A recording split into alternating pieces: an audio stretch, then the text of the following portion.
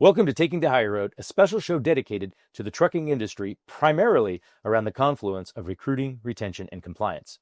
In the fifth year as the host of this show, I bring over 2 decades of industry experience, both on the carrier side as well as the vendor side. Throughout the year, I interview industry experts and thought leaders who bring their insight to the driver lifecycle as we discuss the industry's greatest challenges. I always appreciate your feedback, good or bad. Don't forget to leave a rating and a review. I'd also like to thank and highlight the show's valuable sponsors. Their dedication and commitment to the industry and to the show is greatly appreciated. If you're interested in being a sponsor or joining me for an interview, please email Jeremy at takingthehigherroad.com. On this episode, I'm honored to be joined by an innovative and progressive young leader who knows a bit about managing a work-life balance, as she not only leads a sizable for-hire carrier, she's also the mother of 4 young boys, as well as serving this year as the chair of the Indiana Motor Truck Association. Jessica Warnke, CEO of Anderson, Indiana-based Carter Express. First of all, thank you so much for joining me, Jessica. I can only imagine how busy you are, and I appreciate you making the time today. Yeah, I'm happy to be here. Thanks for having me. Well, I'm anxious to dive into your background and learn how your journey led you to trucking. I'd love for you to share a bit about Carter Express and also hear how important company culture is to you, as well as staying innovative when it comes to technology. Perhaps we can dive also into the challenges of managing a work-life balance in a 24/7 industry like trucking. And then I don't want to leave out the industry health segment sponsored by Project 61. Are you ready to dive in? Yeah, I'm ready. All right. Well, heads up. At the end of our conversation, I'll wrap up by asking you for a book recommendation. So something that you've read that's been impactful to you. I'm telling you now so you kind of have a chance to kind of give it some thought, but we'll put a pin in that for the moment. So most of us have found our way into the industry one of 2 ways, right? We either stumble into it, sort of like my journey, or we're born into it, like you were. Can you share a little about your journey, perhaps beginning when your father purchased a small trucking company, Carter Express, and began building something special? Yeah, so, I think our history even goes further than that. So I consider myself a 3rd-generation trucker. My grandfather did not run a trucking company, but he owned a truck dealership. It was light-duty and heavy-duty dealership here in Anderson, Indiana. He opened that dealership actually when he returned from World War II.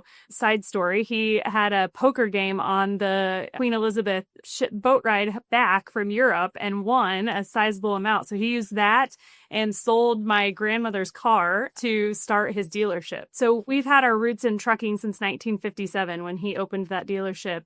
My father went to Purdue and studied agriculture. He was working out on a dairy farm, and my grandpa called him and said, I'm thinking that I might be done and ready to retire. Do you want to come give this a shot? So he came back and started at the dealership and sold some trucks to a gentleman named Will Carter, who was running a company called Carter Express here in Anderson, primarily for General Motors and their suppliers, because Anderson used to be a huge GM town. And so Will was having a little trouble managing the business. My dad bought in and then later bought the company out in the early 90s when I was young. And so really Carter, as I know it, and I grew up together. And so I just remember from having the 13 trucks when he bought it to now, we're running over 850 trucks. It's quite a wild ride and progression over my lifespan, both as just kind of watching it from the outside and watching my father build it. And then, of course, now running it. So it's been an exciting and fun ride.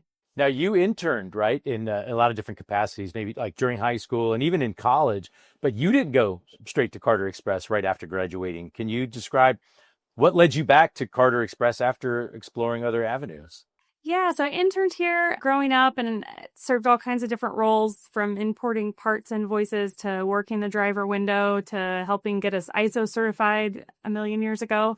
And so all kinds of different things. But when I was getting ready to graduate, my dad and I talked a lot about what I should do. Should I come straight to Carter or should I go check something else out? And we kind of both felt like I should see what else is out there, just to see, one, if I found a passion somewhere outside of trucking, and 2, to get some experience outside that I could maybe bring back to Carter if I did decide to come back. So it was very open-ended when I was interviewing for jobs. And I graduated college in the worst possible time. It was in the 0809 recession. And so I was really blessed. I got a job with Kimberly-Clark Corporation, but they couldn't hire us when I graduated because they were having some tough times. And so they actually had their retail rep company hire me.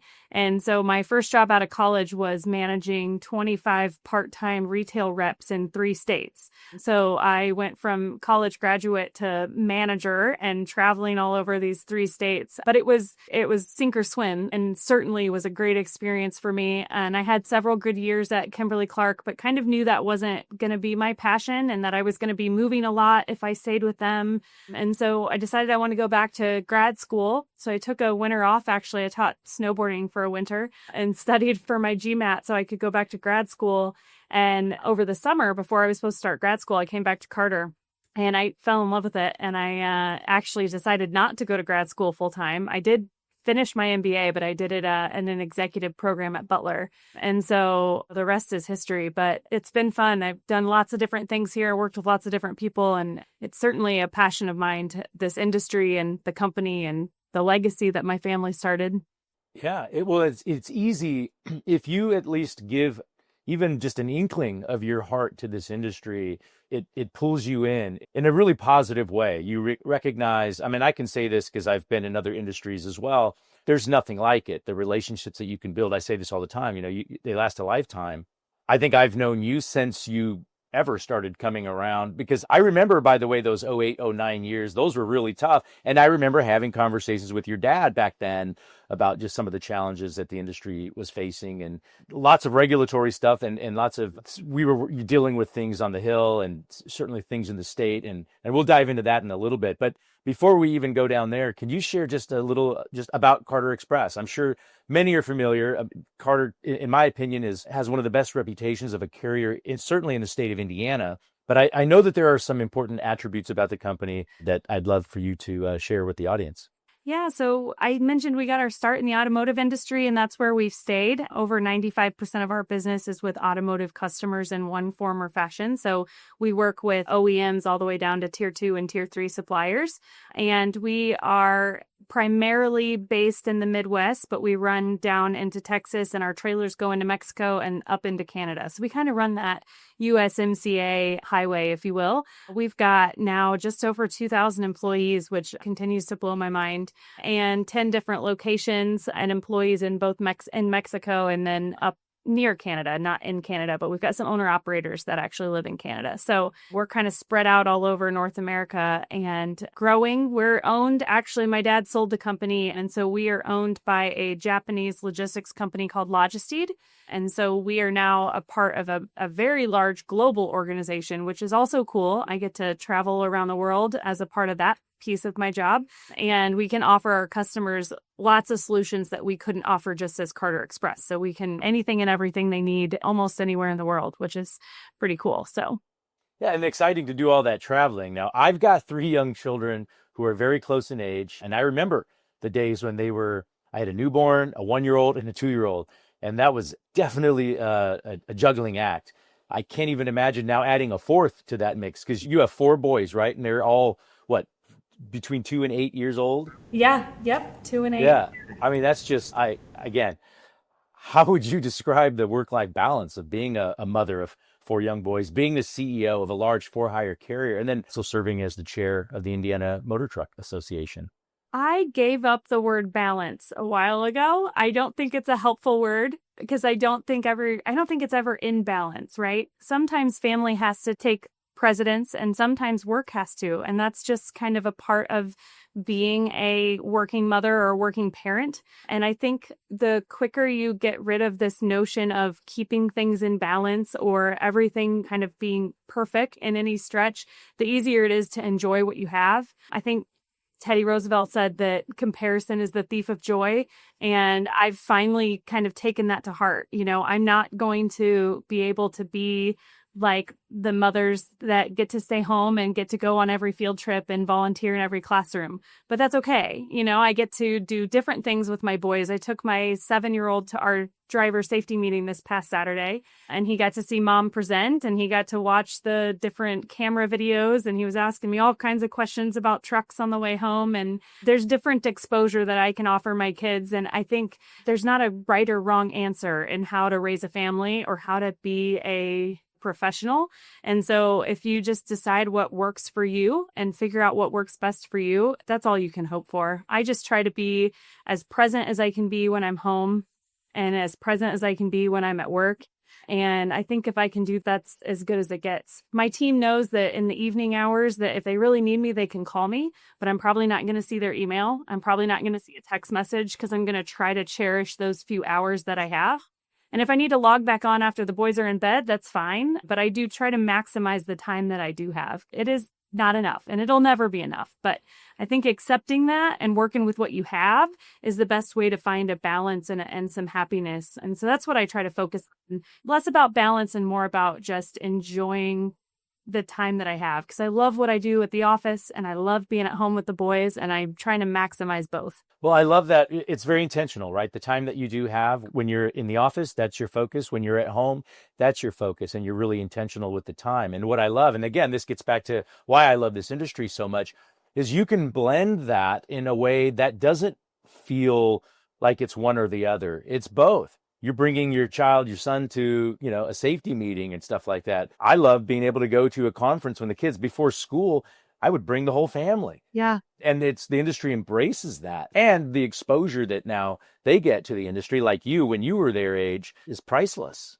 Yeah, it's great. It really is. And we've made some of our best friends through the IMTA and through this industry. Had them come and bring their kids and stay with us for the weekend. And now my kids are pointing out their trucks on the road as well as Carter trucks. And I don't know, I worked in the retail and consumer products for a little while, and it's certainly a different world than that. I can't speak to other industries, but I can tell you that this one it's got a piece of my heart for sure. Yeah. Well, and you mentioned IMTA. And so how important is it? And this is for maybe those who aren't maybe as active or engaged in either state or national associations. How important is it for industry stakeholders, fleets certainly, to be involved and engaged at that level? Well, our industry is heavily regulated, it's market driven, and it's a key piece of the overall economy. And I think those characteristics make us highly dependent on what's happening in the legislative world. And if we aren't there telling our legislators why things are important to our industry, to our employees, to their constituents that work in this industry, no one else will. And it's really easy. I think legislatures make decisions with the information they have available. And if they don't know the downstream effects of what they're deciding and what that does to the trucking world, they don't know how to make decisions around that. And so much of what we do affects everyday Americans because our cost gets rolled into the cost of everyday products that we're using all the time. And so when legislators are making decisions that add burdensome regulation that doesn't really improve what we do, or they add cost without giving a tangible benefit to our group of people, that just drives prices higher on everything that we do. So I think it's important to be involved because if we're not there telling them what they need to know and educating them, no one's going to do it for us. And I think if you are in the logistics world, the trucking world, your voice is more important than ever right now with all the things happening in tort reform, the different tolling and taxes that they're looking at for our industry, the emission standards that they continue to change. And again, the only way to educate them is to be there and talk to them and be that voice. And we need more voices at the table always. Well, and as they say, if you're not at the table, you're on the menu. And kind of to your point. So not just from a legislative standpoint, which I 100% agree, but even from a safety perspective, it's been proven just from ATRI data from American Transportation Research Institute that companies who are involved and engaged in state and national trucking associations are safer than those who are not. And so from that perspective, because there's so much shared knowledge and information and just that the network effect that comes from that, people, they care, they want to learn, they want to be better. And I think that's just important. As I see over your shoulder in the background, a nice, clean, shiny Carter Express truck rolling past. That's so cool. We compete on a lot of things as carriers, but we don't compete on safety. All of us want to be safer fleets. And so there is no competition when it comes to associations and being involved on the safety side. All we can do is better each other, and that betters the industry, and it makes it safer for our families that are out there sharing the highways and the interstates with our trucks, right? So the safety side, I mean, it goes without saying how important it is, but having those shared relationships, when we run across a problem that we've not seen before, I have a whole list of people that I can call and say, how are you handling this? Just happened last week. I had a friend of mine call and say, what are you going to do about the state changes in Michigan with the new paid time off or paid leave that they just put into effect? And it's just nice to be able to bounce off ideas and voices on safety and employment and regulation and all these things that are ever changing in our world. Yeah. And these are relationships that you have. There's people that you trust. Like, it's just, that's again what I love about this industry. And back to Carter again, as I see trucks behind you, a couple things. First of all, I think I've always known Carter Express as a company where culture is really important, and the people there's been such consistency for a long time. Some of the people that have been there that I've known for a really long time, because they're really good at their job and they really like working there. And I think that speaks to the culture. But you also have this reputation for being very innovative. So I guess my question is, how important is that to you to remain that way, to remain innovative and at the forefront of technology? Because that's certainly what I've always known Carter Express to be. Yeah, I think culture, innovation, and safety are probably the three words that describe us as a company. And you hit on the culture piece. It's 100% true. We get to celebrate 20, 30, 35-year anniversaries pretty often around here, which is just outstanding. And I just am so proud of my team. I could get on a soapbox and talk about our team for forever. So the culture is super important. But I think the fun part about the innovation side is that essentially we just are problem solvers at our core. That's kind of how we view ourselves and we view our attempt or our approach as a company. We don't accept the status quo. So when a customer has a problem and they think this is the way it should be solved and they put out an RFQ for certain truckload lanes, we're combing through that data to say, is there a better way to do this for them and for us to kind of help solve a mutual problem, or anticipating problems that might arise before the customer knows it's a problem? And so kind of staying with that problem solving mindset and not accepting things like as they are because that's the way it's always been is what I think makes us a little different. But yeah, it's fun being with a group of people that look at the world kind of and ask why and how can we make it better. And from a culture perspective, I know, how effective would you say it is to your company culture with this, that you have a chat with a CEO call, right? Twice a week. That's something that when I first heard about that, I thought that takes focus, it takes discipline, but it takes a spirit of, I want to engage. This is what's going to make me better. It's going to make all of us better, open lines. How effective is that from a company culture standpoint? I mean, I hope it's effective.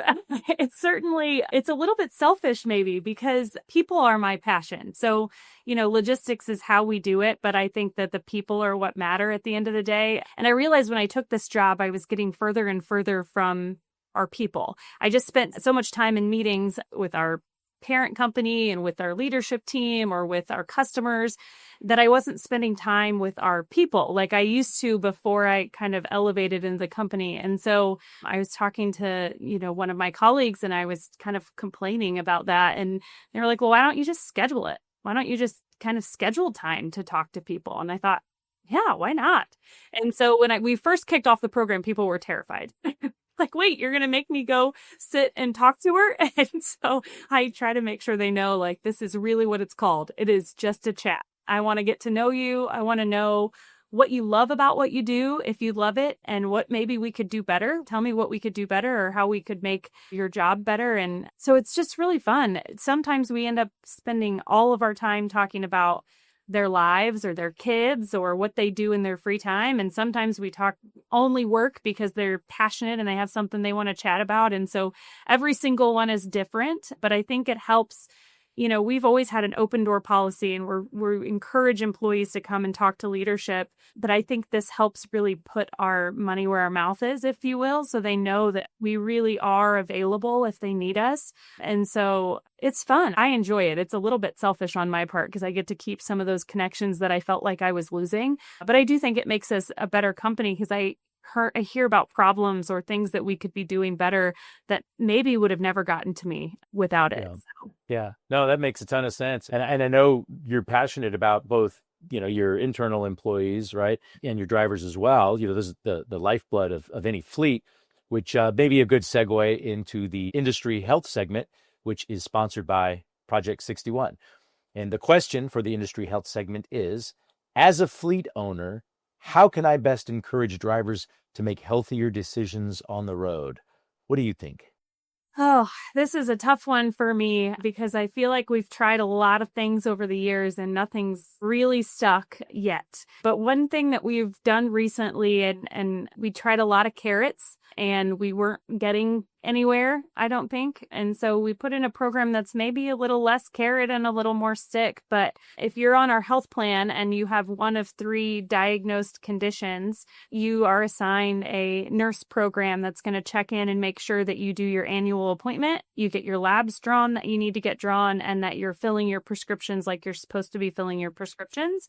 And as long as you do all those kind of baseline things and take an active role in your health premiums stay the same. But if you, fail to do your labs or take your prescriptions as you're supposed to, then there's a slight increase in premium applied.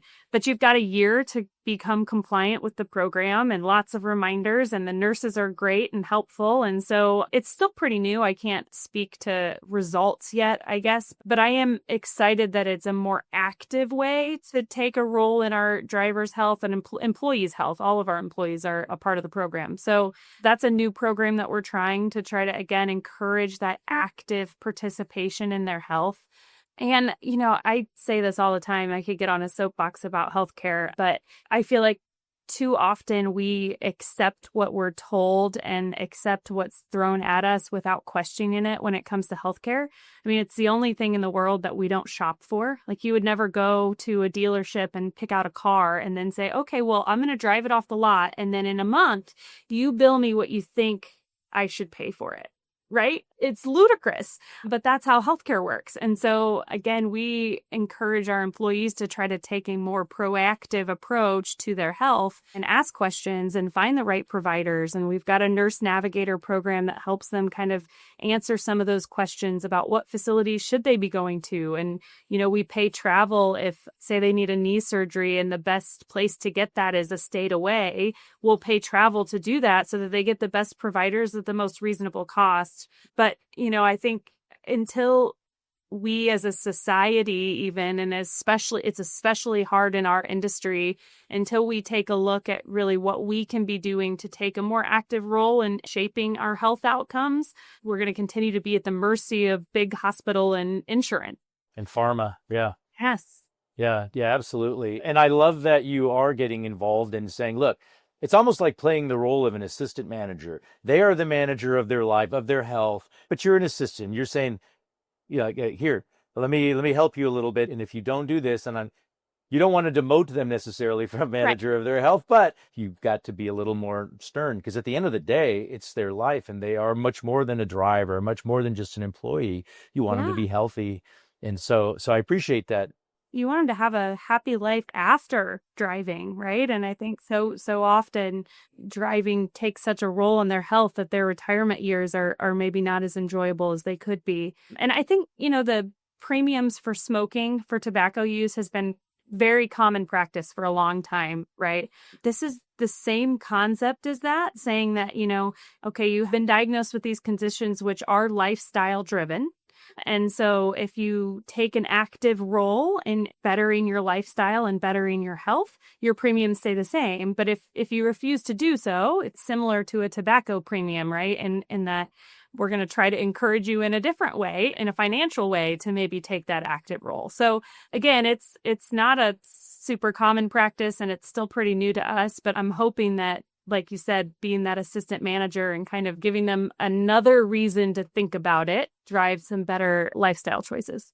Before we wrap up, hopefully you've had a chance to consider a specific book that particularly impactful to you that you can share with the audience. Anything come to mind? Yeah, so I read this relatively recently, although I think it was published in 2006. It's not new, but it's called Mindset by Carol Dweck, and it's all about the growth mindset and how to get out of the fixed mindset. And I think there's so many lessons in there for leadership, but also for parenting and coaching and just how you look at your own life, kind of getting out of that comparison failure bubble and into that looking at mistakes as ways to grow and become better.